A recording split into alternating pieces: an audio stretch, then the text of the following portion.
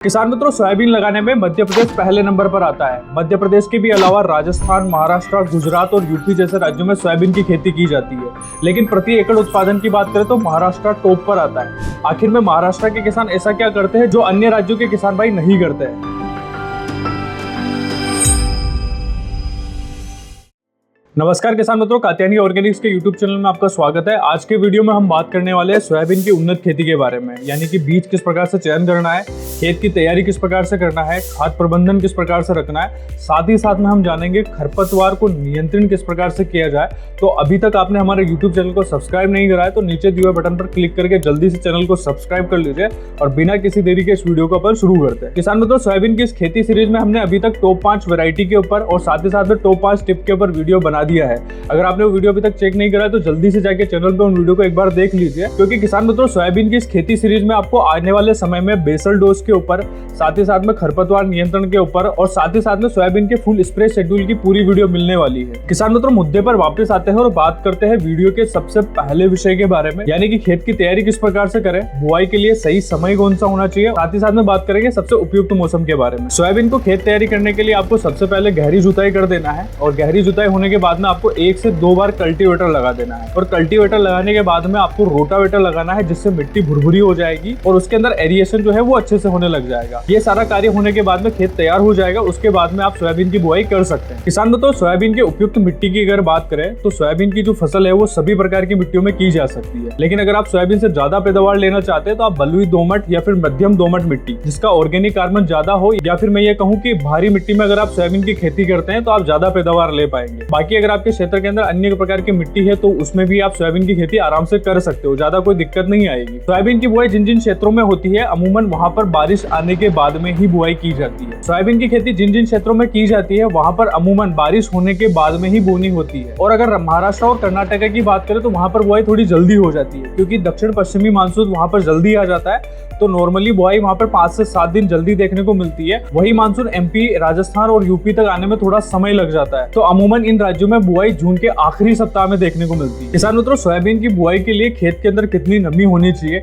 इसके ऊपर हमने पुराना वीडियो बना रखा है, जिसके अंदर हमने सोयाबीन के टॉप 5 टिप दिए थे, जिसके अंदर हमने पूरा डिस्क्राइब करा है। तो अभी तक आपने वो वीडियो चेक नहीं करा है तो जल्दी से जाके उस वीडियो को एक बार देख लीजिए, आपको पूरा समझ में आ जाएगा। किसान मित्रों, सोयाबीन की बुआई के लिए सबसे उपयुक्त मौसम की बात करें तो खरीफ वाला मौसम सबसे उपयुक्त रहता है, क्योंकि इस सीजन के अंदर लगभग टेम्परेचर जो रहता है वो 25 से 30 डिग्री सेल्सियस के आसपास रहता है। वहीं अगर मैं बात करूं सोयाबीन की जो फसल रहती है उसको वातावरण में नमी लगभग 70 से 80% तक रहनी चाहिए, क्योंकि जब भी आप सोयाबीन की बुआई करते हैं अगर वातावरण में नमी अच्छी रहेगी तो उसका अंकुरण भी अच्छा होगा और फसल की जो बढ़वार है वो भी काफी अच्छी शानदार देखने को मिलेगी। किसान मित्रों, खेत तैयारी होने के बाद में दूसरी सबसे बड़ी बात जिसके ऊपर आपको विशेष तौर पर ध्यान देना है वो है बीज, क्योंकि एक अच्छा बीज ही एक अच्छी उपज का पहला कदम होता है। बीज चयन के समय आपको सबसे ज्यादा सतर्क हो जाना है, सावधान हो जाना है, क्योंकि अगर आप बुआई के लिए पिछले साल का बीज प्रयोग में लेने जा रहे हैं तो आपको पहले ही उस बीज को साइड में रख लेना है और उसके अंदर आपको ये चेक कर लेना है कि जो दानों की जो साइज है वो एक समान है, साथ ही साथ में उसके अंदर पिछले साल किसी भी प्रकार का रोग नहीं आया है, तो ये बीज सबसे उपयुक्त रहेगा बुआई के लिए। और इस बीज को आपको पहले साइड में रख लेना है,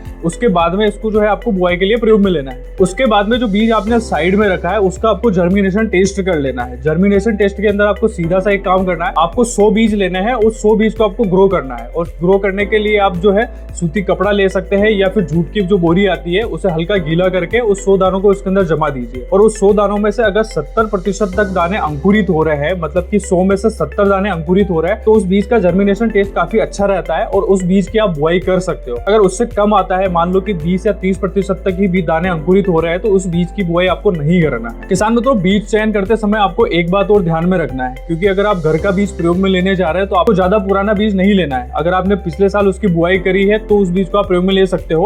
आपको बीज जो है वो 1 से 2 बार ही रिपीट करना है, उससे ज्यादा रिपीट अगर आप करते हो तो उस बीज के अंदर आपको जो है बीज जनित जो बीमारियां होती है या फिर जो कीट होते हैं उसके लगने की संभावना बढ़ जाती है। और जो नया बीज आप खरीद रहे हो उससे आप अपने गांव से लगभग 100 से 150 किलोमीटर दूरी से खरीद के लेके आओ, क्योंकि हो सकता है कि बीज अगर आप अपने गांव से खरीदो तो आपके गांव के अंदर जो बीमारी या फिर कीट जो चल रहा है उसके जो रोगों की जो समस्या है वो आपके बीज के अंदर भी लगने की संभावना बढ़ जाती है। इसलिए जितना हो सके उस बीज को आप अपने गांव से ज्यादा दूर से खरीद के लेके आओ और उसी बीज की बुआई करो, ताकि आगे चल के आपको किसी प्रकार के रोग और कीटों की समस्या देखने को न मिले। सोयाबीन की 1 एकड़ बुआई के लिए लगभग 25 से 30 किलो बीज की आवश्यकता पड़ती है। इससे ज्यादा बीज लेने की जरूरत नहीं है। इससे ज्यादा बीज अगर आप लेते हो तो इससे बीज का खर्चा भी बढ़ता है और आगे जब आप निराई उड़ाई करोगे तब आपको ज्यादा पौधे की जो संख्या है उसे निकालना पड़ेगा। इसलिए आपको बीज ज्यादा नहीं लेना है, 25 से 30 किलो तक ही आपको 1 एकड़ बुआई के लिए प्रयोग में लेना है। किसान मित्रों, बीज चयन होने के बाद में आपको अगला काम यह करना है कि आपको बीज को उपचारित कर लेना है। और पिछली काफी वीडियो के अंदर हमने बताया है कि बीज उपचार के लिए आपको हमेशा FIR विधि को प्रयोग में लेना है। FIR का मतलब होता है फंजीसाइड, इंसेक्टिसाइड और राइजोबियम।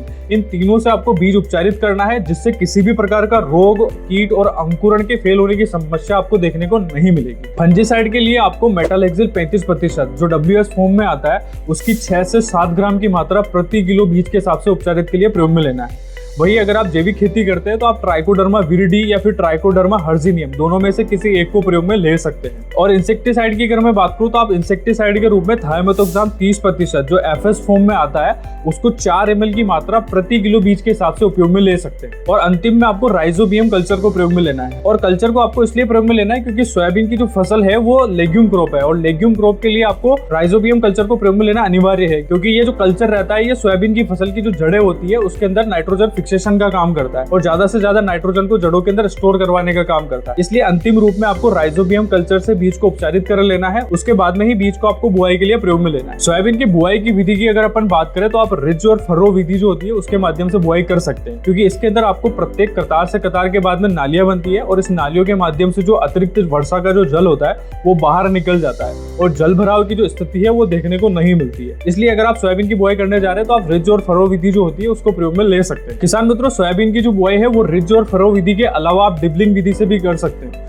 डिबलिंग विधि में थोड़ा खर्च ज्यादा आता है, लेकिन इसके अंदर जो बीज की जो बुआई है वो एक निश्चित दूरी पे हो पाती है। और डिबलिंग विधि के अंदर क्या होता है कि एक एक गड्ढे में जो है बीज लगाया जाता है, जिससे समान मात्रा में बीज लगता है। और इस विधि में आप कम बीज दर के बाद में भी एक समान अंकुरण देख सकते हो, जिससे क्या होगा कि पौधे की जो दूरी है वो समान मात्रा में देखने को मिलेगी, जिससे ज्यादा उत्पादन देखने को मिलेगा। इसके अलावा सोयाबीन की जो बुआई है ज्यादातर किसान सीड ड्रिल के द्वारा करते हैं। सीड ड्रिल में भी 2 प्रकार से बुआई होती है, एक 12 इंच पे होती है, एक 18 इंच पे होती है। आप अगर फैलने वाली किस्म ले रहे हैं तो आपको 18 इंच की दूरी लेना है। वहीं अगर आपकी वैरायटी सीधे चलने वाली है तो आपको 12 इंच की दूरी पर बुआई करना है। किसानों, तो सोयाबीन की फसल में खरपतवार भी एक काफी बड़ी समस्या है। और अगर मैं बारिश के सीजन की बात करूं तो इस सीजन में खरपतवारों की समस्या काफी ज्यादा गंभीर हो जाती है, काफी ज्यादा देखने को मिलती है। और काफी किसान भाई सोयाबीन की जो फसल होती है उसमें बुआई के समय भी खरपतवार नाशी प्रयोग में लेते हैं। अगर आप हाथ से निराई गुड़ाई करके खरपतवार निकालते हैं तो आपको बुआई के समय जो है खरपतवार नाशी प्रयोग में नहीं लेना है। अगर आप बुआई के समय खरपतवार नाशी प्रयोग में लेना चाहते हैं तो सोयाबीन की जो फसल होती है उसके लिए स्पेशली 3 खरपतवार नाशी आते हैं, जिसमें से पहला है पेंडामेथिलिन 30%, जिसको आपको 1 लीटर की मात्रा 1 एकड़ के हिसाब से प्रयोग में लेना है। और उसी के अंदर एक और आता है पेंडामेथिलिन 38.7%।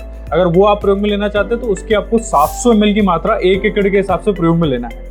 और अगर सोयाबीन की फसल की अगर मैं बात करूं तो सोयाबीन के लिए एक स्पेशल प्री इमरजेंस में डलने वाला खरपतवार नाशी आता है, जिसमें पेंडामेथिलिन 30% तक और एमिजाथाइपर जो रहता है वो 2% पाया जाता है। और अगर आप इसे प्रयोग में लेना चाहते हो तो आपको 1 लीटर से लेकर 1200 ml की मात्रा को प्रयोग में लेना है। ध्यान में रहे ये सारे के सारे जो खरपतवार नाशी ये प्री इमरजेंस में है, मतलब कि बीज अंकुरण होने से पहले ही आपको प्रयोग में लेना है। मतलब जब आप बुआई कर रहे हैं तो बुआई होने के बाद में आपको 48 से 72 घंटे के अंदर अंदर इनको प्रयोग में ले लेना है। तो किसान में तो इन खरपतवार नाशी को अगर आपको प्रयोग में लेना है तो आपको खेत के अंदर नमी जो है वो पहले कर लेना है, उसके बाद में ही इन दवाइयों को आपको खेत के अंदर देना है। किसान मित्रों, ये सारी बात होने के बाद में आपको अंतिम और लास्ट बात में यह ध्यान रखना है, आपको बेसल डोज के अंदर जो खाद प्रयोग में लेने जा रहा है वो सोयाबीन की फसल के लिए होने चाहिए। और बेसल डोज के ऊपर हमने पिछली वीडियो के ऊपर विस्तृत जानकारी दी है, तो अभी जाके इस वीडियो को एक बार जरूर चेक करें, जिसके अंदर आपको सोयाबीन की जो फसल है उसके ऊपर आपको कौन सी खाद प्रयोग में लेना है, कौन सी खाद सोयाबीन की फसल के लिए उपयोगी है, वो सारी चर्चा करिए। तो जाके एक बार वीडियो को जरूर चेक करें। तो किसान मित्रों, यही थी सोयाबीन की संपूर्ण जानकारी। बुआई से लेकर खरपतवार नियंत्रण की सारी जानकारी हमने डिटेल में डिस्क्राइब करी है।